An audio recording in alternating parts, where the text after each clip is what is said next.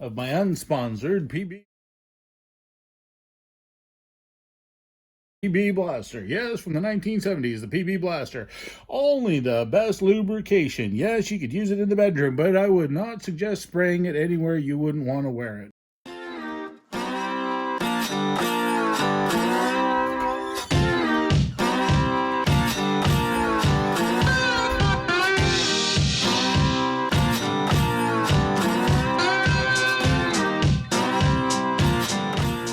So what we're going to do first, we're going to do the sway bar links down there.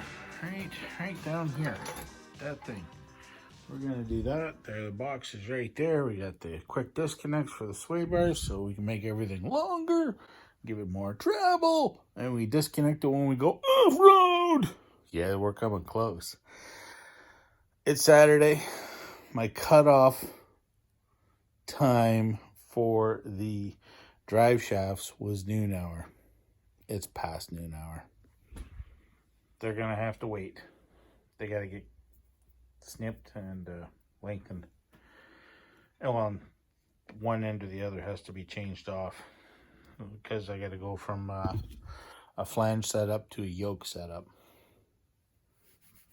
Whatever. We're going to plug in another light here in the garage. We're going to start with these sway bar links. We're going to put some new dog bones on them, the longer ones. Yeah, they're sexy and long. Well, they're longer. I don't know how sexy they are, but, you know, they're longer. Stupidly, I failed to order in new bushings for the sway bar. I think they're okay. They seem to be there still. We'll hold off on those ones. But right now we're just going to start putting on the sway bars. Getting the dog bones off, put the new ones on, getting it ready to go for its big reveal. Maybe. I don't know. Oh my God, I should have been filming that. It freaking shot right out of there. Look at this. Like, excuse me while I ground. Okay, whoa, we lost the bolt. So the doggy bone here, it launched itself, you know, that way. The bolt obviously corroded in place. What I did is I took a Pitman arm puller, wedged it on here. I mean, it just barely catches everything. There we go. Anyway, so I put that on there, used the impact gun, got it drawn up tight, and then I whacked it with a sway bar with a hammer back here, and it just... So I'm going to try and get the other one, and we'll try and film the one on this side. So on this side, though, we have to pull the nut off the back here. We got the big hood dug. Not, this is the old one, too. This isn't the new one. This is the old one. Let's see. This is the, yeah, I don't know how to read the model number on it. It's the 2067 without the pins that are attached and no breaky. Work good. Okay, so we're gonna, undo this, and then we'll use, oh, it's right here, dumbass. Use this thing. I'll try and get that one out. See if I can stay out of the way of the camera just enough to get this done. Put that back there.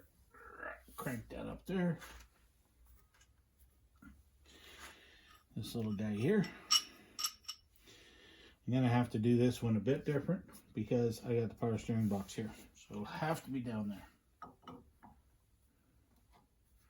And then I just gave it a good hard crank over there.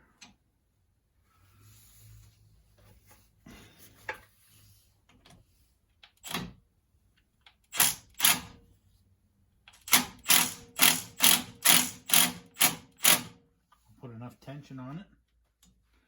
Pull the gun off, and I just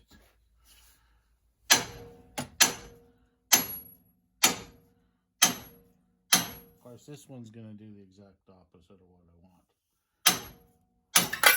There we go. Ta-da! Fantastico! Look at that. So, just what we wanted. Look at that. And that was such a nice, tight, hard fit on the sway bar that it's silvery clean. Look at how short those are. Those are like weeny. We did record that. I'd hate to have to put this together to try and recreate. Here's the new ones compared to the old ones. 4-inch lift. That's what they said.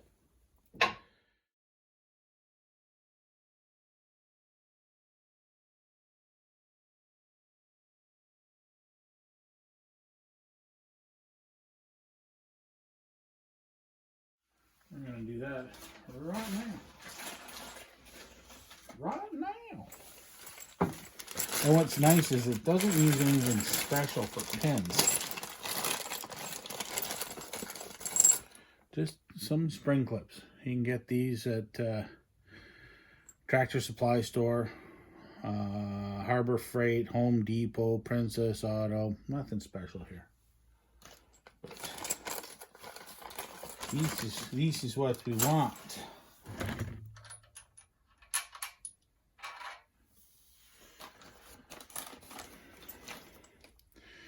And as you can see, it's got extra holes. So I am going to give it a little spray of my unsponsored PB Blaster. Yes, from the 1970s, the PB Blaster. Only the best lubrication. Yes, you could use it in the bedroom, but I would not suggest spraying it anywhere you wouldn't want to wear it. By the dawn's early light. Honey, we're going to spray some of this PB Blaster on your cooter, and you're going to get real excited. No. Yeah. Okay. Why is it a 2-piece? Should not be a 2-piece. Why you no fitty? You shitty fitty. Uh-oh. Twist it.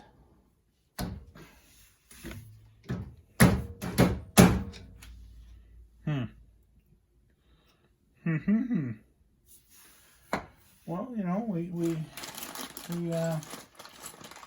got a couple of these, so let's try driving one in the other way.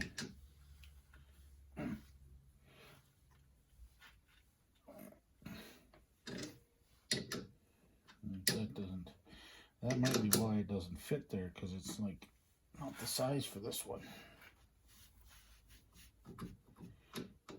But I mean, there are 2 of these. I kind of need. There's no joint. So I thought maybe it was a 2-piece bushing, but it's not. It's 1 piece. She's just a snug fit. She's a snug fit, apparently. There we go. Not quite even.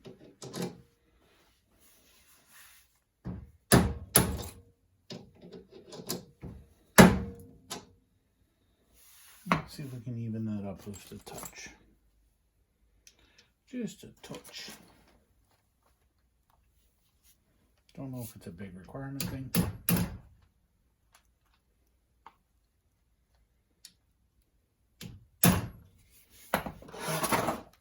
Avalanche! So, what we should also do here is never cease.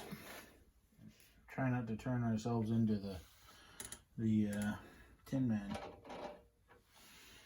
So there, we got one done. That's one and done. Now we need a bolt.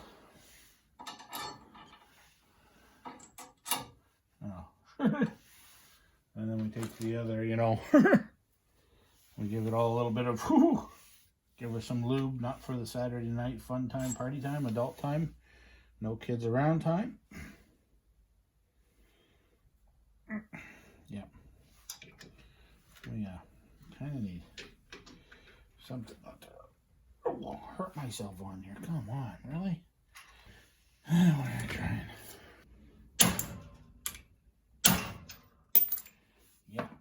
that's a little more difficult than I anticipated it being. So let's just try and, you know,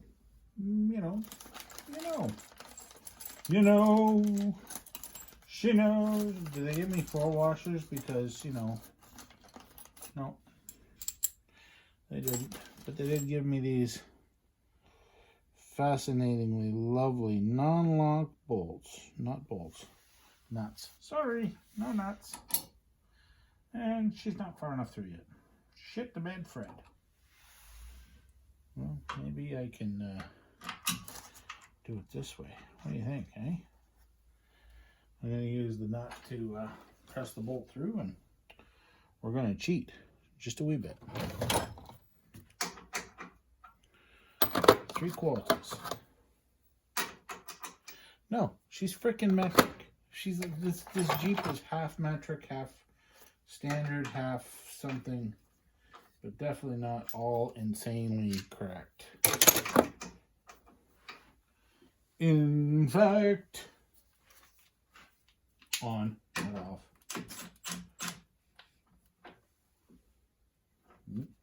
That way. Okay, well, we need an inch. An inch.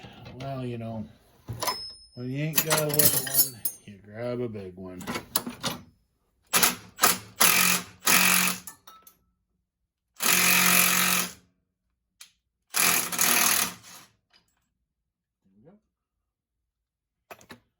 Not the appropriate way to do it, but it is a way to do this.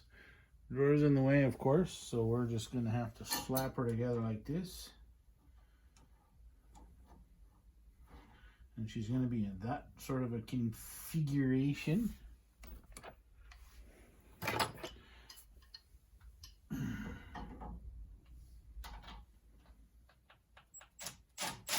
course, that would be a different size, wouldn't it? It would be.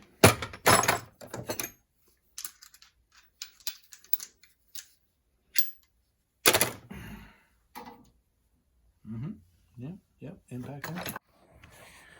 Sway bar disconnect from Rough Country. They actually sent you instructions too. So, got it all on. Top of the sway bar, bottom link down there. This is all onto my new Rocky Road kit. Rocky Road didn't have, they may have. I didn't ask if they had sway bar disconnects.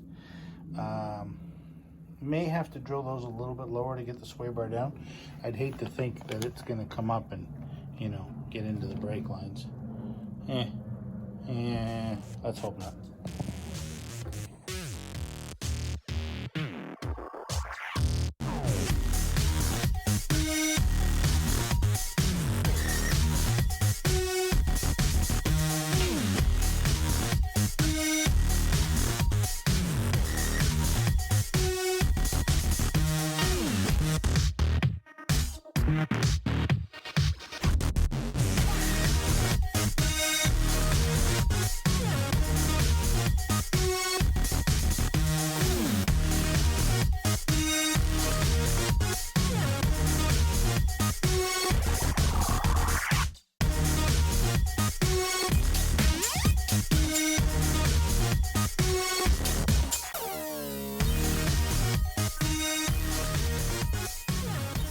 I did use dirty.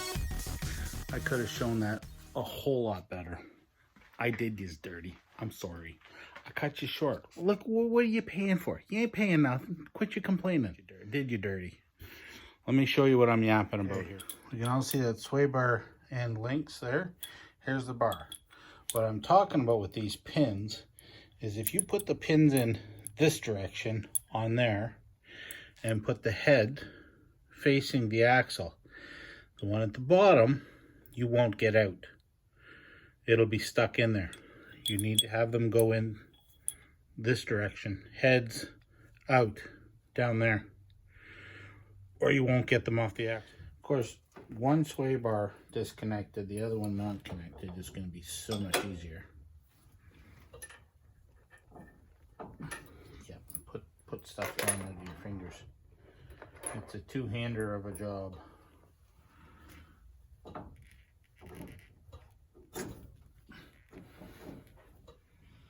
Okay, so when the bar is attached, so you got 2 pins in there. So your sway bar, if you look here, watch when I turn the steering wheel. So when we turn the wheel,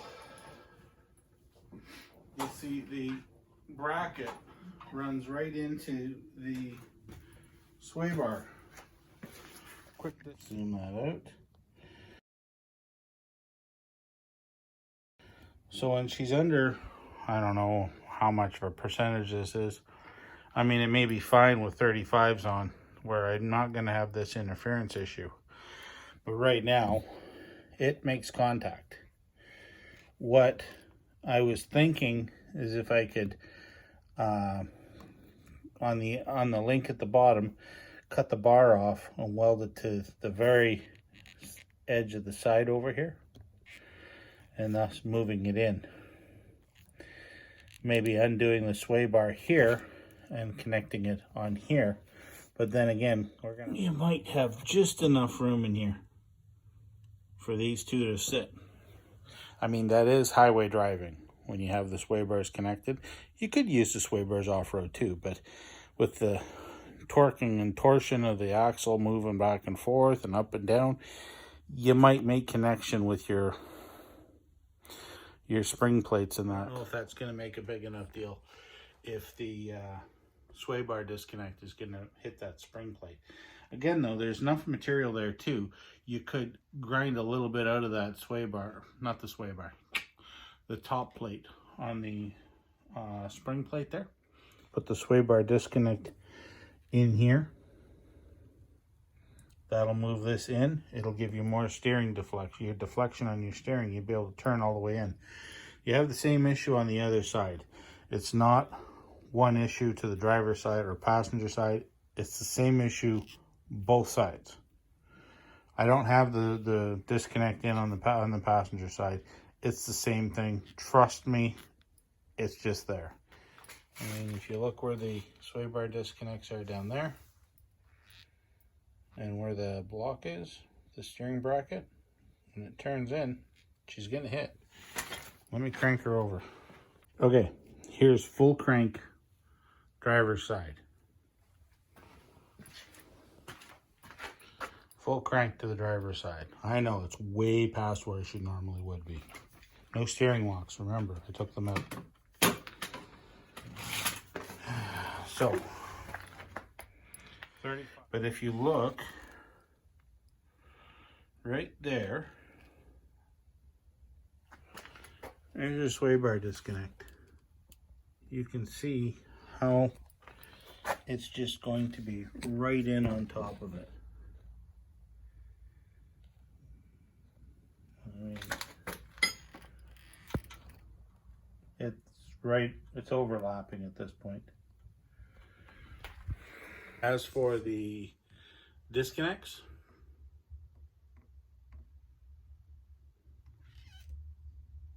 maybe they'll work, maybe they won't.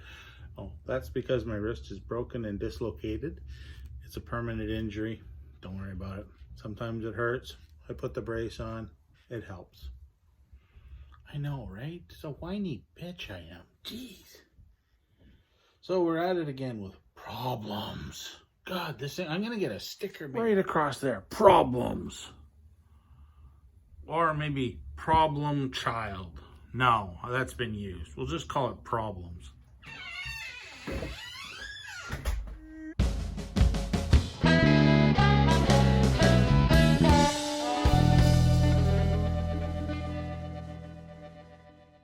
Man down. Ooh. You okay, buddy? Just take a breath. Stay there, okay? I'll go get help.